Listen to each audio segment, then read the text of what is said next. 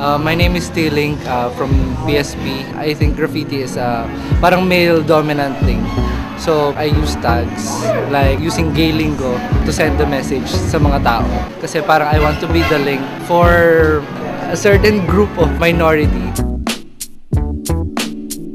As a graffiti artist, I started around 2004-2005 under the influence of a German graffiti artist named Astro. He taught me the basics of graffiti.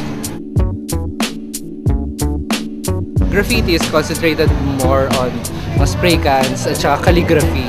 Pero when it comes to street art, kasama dyan yung stickers, wheat paste posters, at saka lahat ng mga ibang mediums na ginagamit ng artists like paints, paint brushes. So hindi lang limited sa tagging, yung tagging mga names ng mga graffiti artists. Kasama din dun yung mga characters na ginagawa ng each artist to symbolize yung sarili nila, parang alternate persona.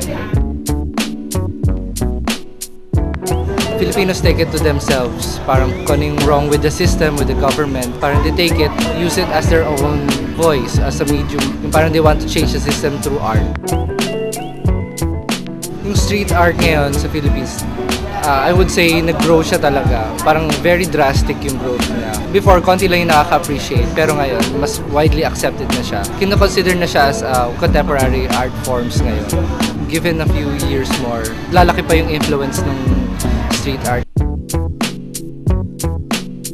Marami pa rin kailangan gawin na motivate kami sa mga tao na nakakita ng artworks namin kasi they appreciate it, they like it a lot. Maganda yung feeling na nakukuha namin through them. Kaya parang mas lalo kami na-inspire na pagbutihin. If you see one of our works sa street, take your time to stop and look and understand the message that we are giving. Parang amidst kahit traffic, magulo sa street, madumi yung kali, sana it could uplift your spirits. Parang syempre medyo down nga tayo ngayon. Pero sana makatulong yung mga ginagawa namin for you.